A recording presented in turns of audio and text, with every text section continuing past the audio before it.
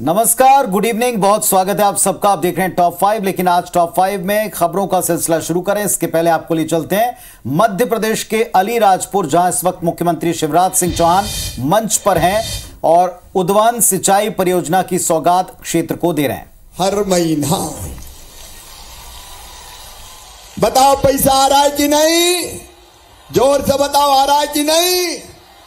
लेकिन अब ये 1000 रुपया नहीं मेरी बहना, अब 1250 दे रहा हूं, 1000 थोड़ी।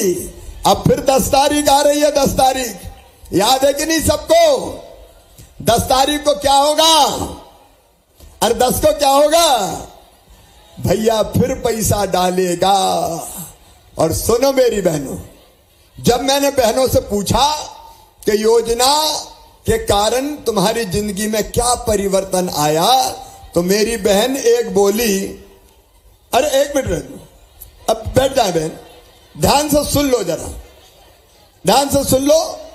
मेरी एक बहन बोली कि अब तो हमारी घर में इज्जत बढ़ गई है। अब तो सास भी बड़े प्रेम से बोलती है, बहू कैसी हो, कोई तकलीफ तो नहीं है? और बोले रोटी में घी चुपड़ चुपड़ के कहती, दे दो बहू को, पैसा तो आ रहे हैं। बोलो सही बात है कि नहीं?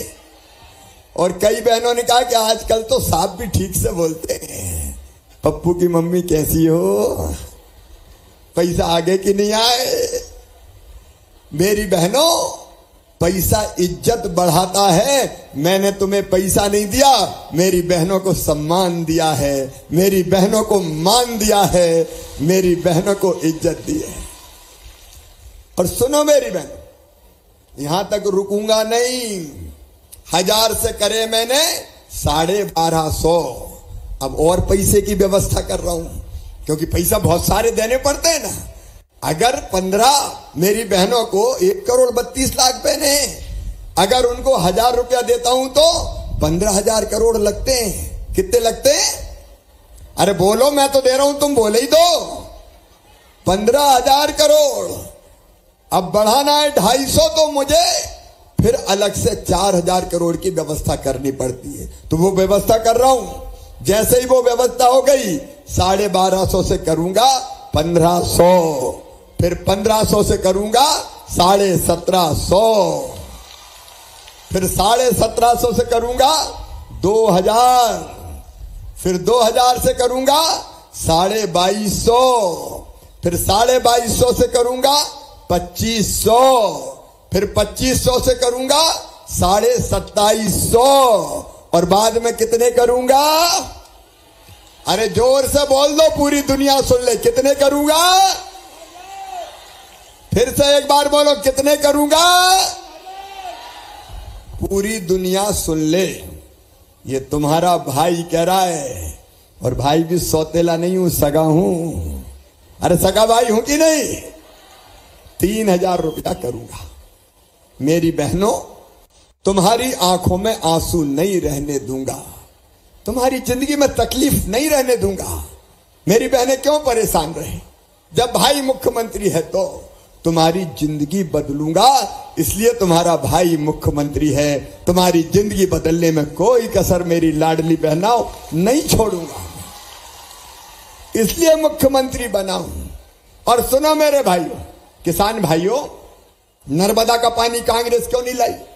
कितने साल तक कांग्रेस ने राज किया, कभी पानी लाए?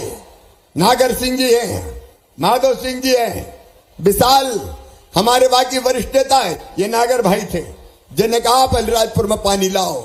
लोग सोचते थे ऊंची नीची जमीन में पानी कैसे जाएगा? अरे इनका नहर से नहीं जाएगा तो पाइप में भर के ले जाएंगे। नर्मदा मैया से कहेंगे चलो चलो मैया, चलो चलो मैया, तो पाइपों में भर भर के नर्मदा मैया को ला रहे हैं। और इसलिए जितने गांव और बचे हैं, अब मेरा मिशन है मेरे किसान भाइयों, हर गांव में पानी पहुंचाऊंगा, नर्मदा का पानी, नर्मदा का पानी। क्योंकि नर्मदा का पानी आपकी जिंदगी बदलेगा।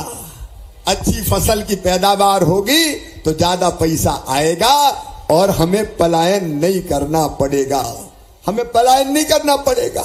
और किसान भाइयों, लाडली बहनों को तो अभी 1250 दे रहा हूं, लेकिन तुम्हारे खाते में भी तो 1000 रुपया महीना अब आ रहा है कि नहीं? 6,000 पीएम दे रहे हैं। जब मैं चौथी बार सीएम बना तो दिल ने कहा शिवराज तू भी 4,000 दे दे रे। तो 6 पीएम के 4 मेरे, अब 4 नहीं तुम्हें मैं 6,000 देने वाला हूं। पहले 2,000 पीएम के आएंगे, फिर 2,000 सीएम के आएंगे, फिर 2,000 पीएम के आएंगे, फिर 2,000 सीएम के आएंगे, फिर 2,000 पीएम के, फिर 2,000 सीएम के। आप बताओ दिया कभी कांग्रेस ने ढेला? अरे बताओ दिया कांग्रेस ने कभी? और जैसे लाडली बहनाओं के बढ़ा रहा हूं, चिंता मत करना, इंतजाम हो गया तो तुम्हारे भी आगे चिंता काहे को करते हो। अब देखो परिवार की सरकार कैसे होती है। निःशुल्क राशन मिल जाए, परिवार की सरकार है। फिर दूसरी बात, रहने के लिए घर चाहिए कि नहीं चाहिए सबको? अरे बोलो मेरे बहनों और भाइयों, अभी कई लोगों के घर बने हैं पीएम आवास योजना में। अब मेरी बात ध्यान से सुनना, सब ध्यान से सुन रहे हो? अरे सब सुन रहे हो? तो जिनके मकान पीएम आवास योजना में बनने से रह गए, जिनके नाम नहीं आए, आवास प्लस में भी नाम नहीं आए, बताओ कई के नाम छूट गए कि नहीं छूटे? छूट गए। तो सुनो, अब मामा सीएम लाडली बहना आवास योजना मैंने बना दी है, तुम्हें मकान देंगे। अभी भैया आवेदन भरना शुरू हो गए क्या? आवेदन भरना चालू हो गए। अरे भैया बड़ा बंगला नहीं हो तो छोटा सी कुटी तो हो, जहां अपने बेटा बेटी के साथ पक्के घर में रह सके। इसलिए तो तुम्हारा भाई मुख्यमंत्री बना है। मैं मकान बनवाऊंगा मेरी बहनों, जिनके मकान पीएम आवास में रह गए उनके सीएम आवास में बनवाऊंगा। फिर हमारी रसोई गैस उज्ज्वला वाली महंगी हो गई थी कि नहीं? थोड़ी तकलीफ हो रही थी, कई जगह बहनें कहती थी महंगी हो गई मामा जी। तो अब लाडली बहनों को और उज्ज्वला वाली बहनों को 450 रुपया में रसोई गैस दूंगा, बाकी पैसा मैं भरवाऊंगा। अब एक समस्या आ रही है कि कई जगह बहन के नाम पे गैस कनेक्शन नहीं है, भैया के नाम पे। अब वो भैया के नाम पे कलेक्टर भी यहां पे होंगे। भाई ये कलेक्टर है क्या? देखो जरा जल्दी से, ये गैस एजेंसी वालों से कह दो कि भैया के नाम पे गैस कनेक्शन है, तो वो बहनों के नाम पे गैस कनेक्शन करवाना है, ताकि बहनों को पैसा डालूं मैं।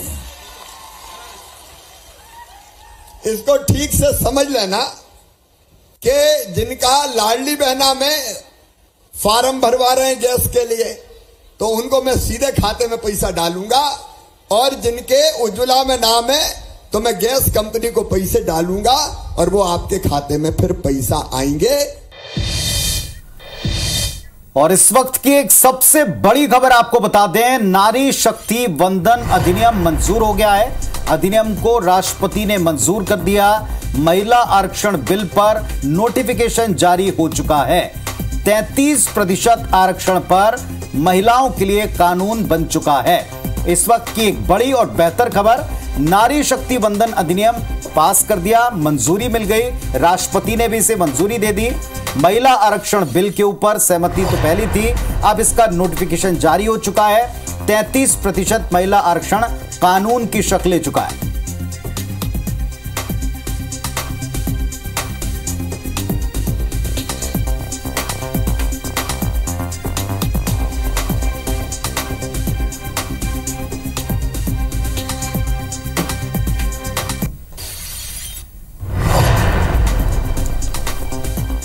तो नारी शक्ति वंदन अधिनियम को मंजूरी दे दी गई है। इस बार जो संसद का विशेष सत्र बुलाया गया था, उस दौरान प्रधानमंत्री नरेंद्र मोदी ने इसे पेश किया। उसके बाद लोकसभा और राज्यसभा में बहुमत से पास हुआ, और अब देखिए राष्ट्रपति ने भी हस्ताक्षर के बाद इसे अपने मंजूरी दे दी है, और महिला आरक्षण बिल को लेकर बाकायदा नोटिफिकेशन जारी हो गया है। यानी कि अब 33% आरक्षण दिया जाएगा महिलाओं को राज्यसभा में, लोकसभा में, विधानसभा चुनाव में।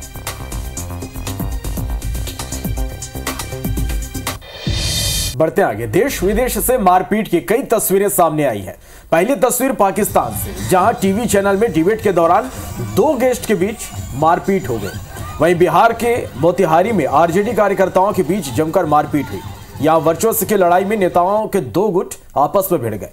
कोरबा जिले के कोहड़िया में गणेश विसर्जन के दौरान दो पक्ष के बीच जमकर मारपीट हो गई।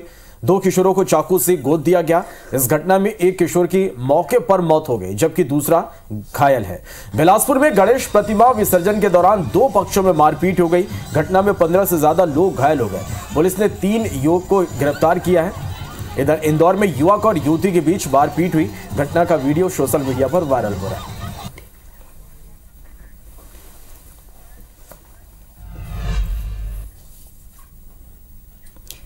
अगली खबर भी मध्य प्रदेश से। मध्य प्रदेश के ग्वालियर और रायसेन में 2 सिर कटी लाश मिलने से सनसनी फैल गई। ग्वालियर के जनकगंज इलाके स्थित नाले में पॉलिथीन में बंधे शव के टुकड़े मिले। नाले के अलग अलग हिस्से में अब तक कुल 6 टुकड़े मिल चुके हैं। मृतक की पहचान राजू खान के रूप में हुई है, जो कि 21 सितंबर से गायब था। स्मैक तस्कर पर गायब युवक की हत्या करने का आरोप है। इधर इंदौर में शराब पिलाने के बहाने बुलाकर युवक की हत्या की गई। युवक का आंख फोड़कर सिर भी कुचला गया। 4 युवकों पर हत्या का आरोप है। वहीं रायसेन के दीवानगंज के पास अज्ञात युवक का गला कटा हुआ शव मिला है। धारदार हथियार से गला काटा गया है। अभी तक मृतक की पहचान नहीं हो पाई है।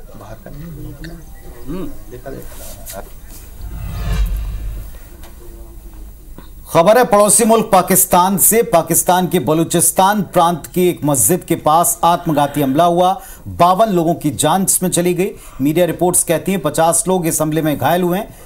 मालूम पड़े कि पैगंबर मोहम्मद का जन्मदिन मनाने के लिए एक रैली थी और उसी दौरान ये हादसा पेश आया।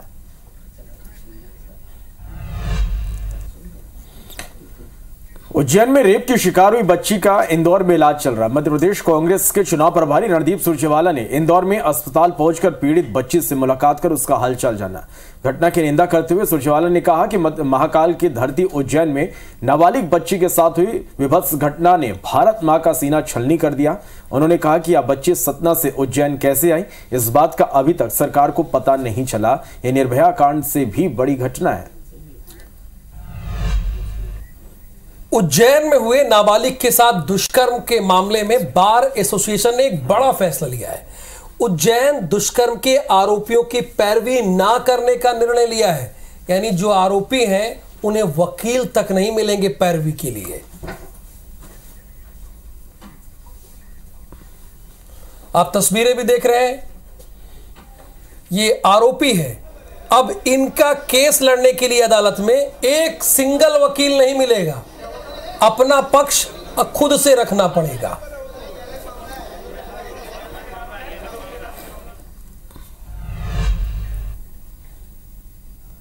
और अब बारी यूपी अपडेट की।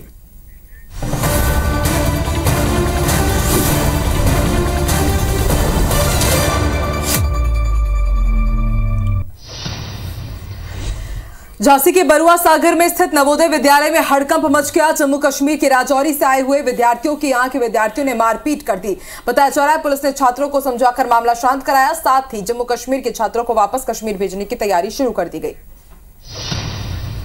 कुशीनगर के जेवनराहा में संदिग्ध परिस्थितियों में छत की कुंडी से लटकता मिला 30 वर्षीय युवक का शव। घटनास्थल के आसपास बिखरा था खून। मृतक के हाथ की दोनों उंगलियों के बीच कटे का निशान था। पुलिस इस पूरे मामले की जांच कर रही है, लेकिन अभी तक किसी निष्कर्ष पर नहीं पहुंची है। गाजियाबाद में सिविल लाइन स्थित फैक्ट्री में आग लग गई। कार्डबोर्ड की यह फैक्ट्री थी। लखनऊ में हुआ बड़ा हादसा। निर्माणाधीन इमारत की गिरी दीवार, 2 मजदूरों की मौत, 12 लोग घायल। लखनऊ के होटल गोल्डन ट्यूलिप में खाना खाने से 25 से 30 डॉक्टर पड़ गए बीमार। सीएमओ ने जांच की और स्वास्थ्य विभाग की टीम को भेजा। हुसैनगंज थाना क्षेत्र स्थित होटल गोल्डन ट्यूलिप में यह घटना घटी है।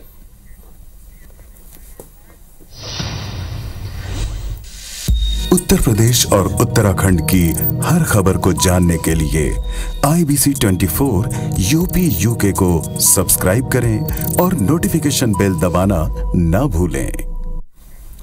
तो टॉप 5 में बस इतना ही, लेकिन याद दिला दें आपको, बड़े विषयों के ऊपर डिबेट और हर खबर का अपडेट सिर्फ IBC 24 पर। देखते रहे IBC 24। फिलहाल इजाजत दें हमें, नमस्कार।